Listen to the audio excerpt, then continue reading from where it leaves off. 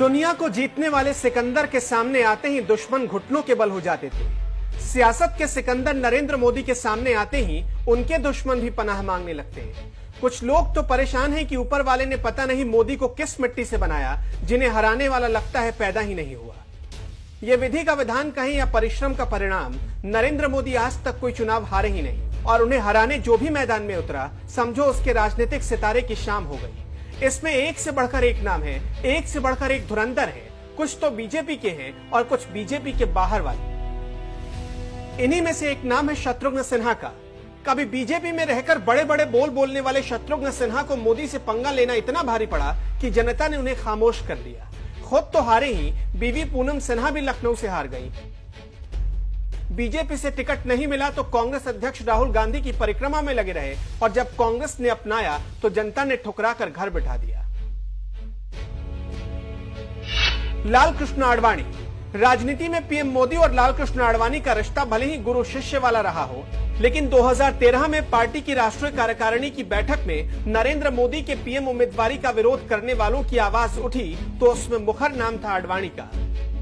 मोदी जिस आडवाणी के लिए सियासी बिसात पर जीत के मोहरे सजाया करते थे, वही आडवाणी जब भीतर मन से बगावत करने उतरे तो बीजेपी में किनारे लग गए। ना राज्यपाल का ही पद मिला, ना राष्ट्रपति का ही पद। केशुभाई पटेल। गुजरात की राजनीति में यह नाम गायब ही हो गया, क्योंकि गुजरात के इस लेहुआ पटेल नेता ने नरेंद्र मोदी को सत्ता और सियासत से बाहर करने की कसम खाई थी। 2001 में केशुभाई पटेल को ही हटाकर नरेंद्र मोदी गुजरात के सीएम बने थे।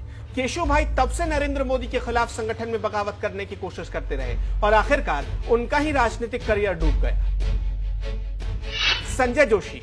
दोस्ती से दुश्मनी का सफर तय करते ही संजय जोशी का करियर भी डूब ही गया। मोदी के दोस्त कहलाने वाले संजय जोशी को गुजरात संगठन का प्रभारी बनाया गया। बाद में आरएसएस के प्रचारक भी बने। माना जाता है कि केशुभाई पटेल का साथ देना संजय जोशी को भारी पड़ गया। मोदी से बगावत के चक्कर में करियर के हाशिए पर पहुंच गए। शंकर सिंह वाघेला। कभी गुजरात की राजनीति के उभरते हुए सितारा कहलाने वाले वाघेला ने जब संगठन में नरेंद्र मोदी को उभरता हुआ देखा तो बगावती रुख अख्तियार कर लिया। नतीजा ये हुआ कि बीजेपी से बाहर हो गए, फिर कांग्रेस में रहकर मोदी को घेरने में लगे रहे। एक दौर था जब कहा जाता था कि वाघेला ही नरेंद्र मोदी को कमर के नीचे मार सकते हैं। आज दौर बदल चुका है। प्रवीण तोगड़िया। मोदी से दुश्मनी करने के चक्कर में अपने सियासी सफर को अधर में पहुंचाने वालों में नाम डॉक्टर प्रवीण तोगड़िया का भी है। एक दौर था जब तोगड़िया मोदी के लिए प्रचार करते थे, लेकिन जब मोदी ने तोगड़िया का इरादा जान लिया तो उनसे दूरी बना ली। प्रवीण तोगड़िया इस बात से चिढ़ गए। वो चाहते थे कि मोदी उनकी जी हुजूरी करे। बात बिगड़ी और प्रवीण तोगड़िया बागी हो गए। नतीजा ये हुआ कि विश्व हिंदू परिषद के अध्यक्ष की कुर्सी गंवा दी। 2018 में तोगड़िया ने अपनी राजनीतिक पार्टी भी बनाई, लेकिन 2019 में मोदी की आंधी में उनकी पार्टी धूल की तरह उड़ गई। यशवंत सिन्हा। अटल सरकार में वित्त मंत्री थे। देश के जाने माने अर्थशास्त्री में गिने जाते हैं, लेकिन जैसे ही नरेंद्र मोदी को पीएम पद का दावेदार बनाया गया, वो तिलमिला उठे थे।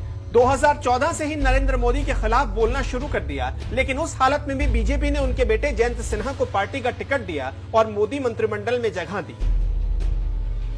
लेकिन फिर भी यशवंत सिन्हा बागी बोल बोलते रहे। आज बीजेपी में दूर दूर तक उनके नाम की कोई चर्चा करने वाला भी नहीं। नवजोत सिंह सिद्धू। जनता की ताली जब सियासी चाटे में बदलती है तो हालत नवजोत सिंह सिद्धू वाली हो जाती है।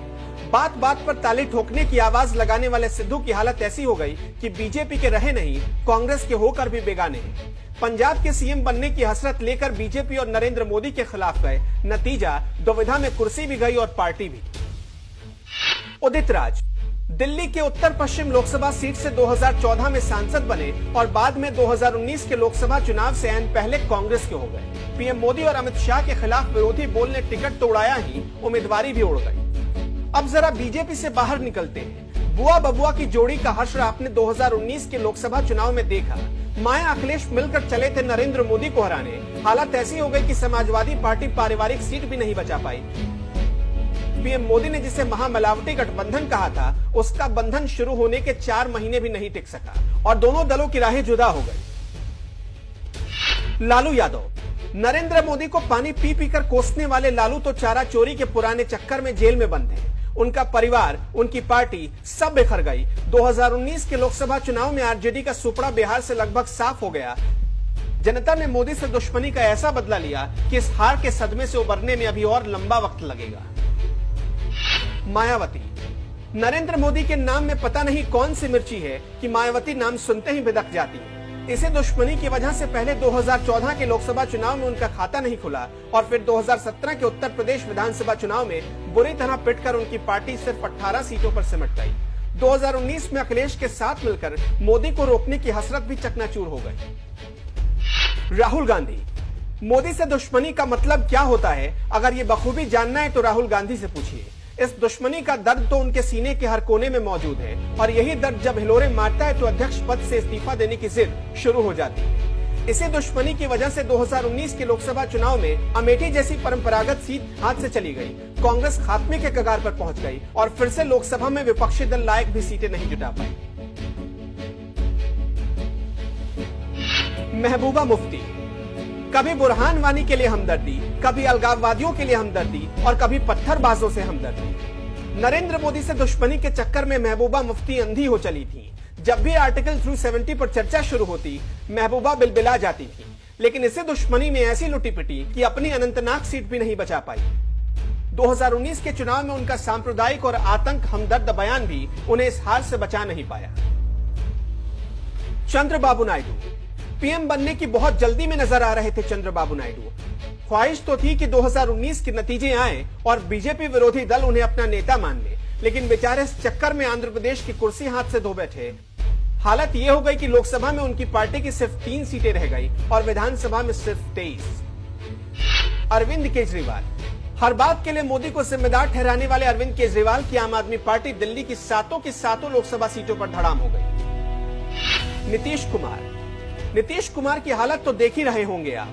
कार्यक्रम नीतीश का होता है लेकिन नारे मोदी मोदी के गूंजते हैं और नीतीश कुमार को चुपचाप ये सहना पड़ता है। इसी तरह आईपीएस संजीव भट्ट, मणिशंकर अय्यर और कपिल सिब्बल की हालत भी किसी से छुपी नहीं है। ममता बनर्जी। मोदी का नाम सुनते ही ममता दीदी उचक कर बैठ जाती हैं। मोदी को अपना दुश्मन नंबर 1 मानने वाली दीदी इसी दुश्मनी के चक्कर में अंधी हो गई और धीरे धीरे बंगाल उनके हाथों से जा रहा है, लेकिन अब देखने के अलावा वो कुछ नहीं कर सकते। मोदी की सियासत में बगावत के रोड़े डालने वालों के लिए ये आंकड़े डराने वाले हैं। मतलब साफ है, मोदी से पंगा लिया तो सियासी सितारे गर्दिश में चले जाएंगे।